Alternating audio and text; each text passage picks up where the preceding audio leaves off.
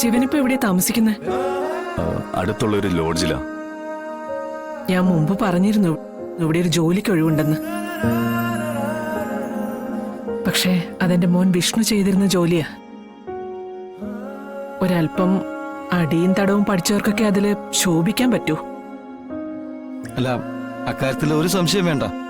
വിഷ്ണു ബ്രോയുടെ ഒപ്പത്തിനൊപ്പം നിൽക്കുന്ന ആളാ ശിവനും. എന്നെ ആ ഗുണ്ടകളിൽ നിന്ന് രക്ഷിച്ചപ്പോ ഞാൻ ആ പ്രകടനം കണ്ടതല്ലേ. ശിവ, ഒരുപാട് പണം പുറത്തു കിടപ്പുണ്ട്.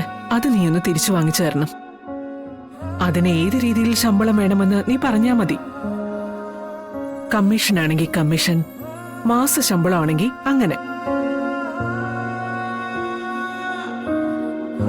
ശിവ, എങ്ങനെയാണെങ്കിലും എനിക്കെന്റെ പണം തിരിച്ചു കിട്ടണം. നീ ഒന്നും പറഞ്ഞില്ല.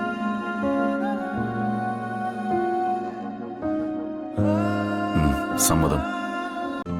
ഇന്ന് തന്നെ ഡൗൺലോഡ് ചെയ്യൂ. കാണൂ നിങ്ങളുടെ ഫേവറേറ്റ് ഷോസ്.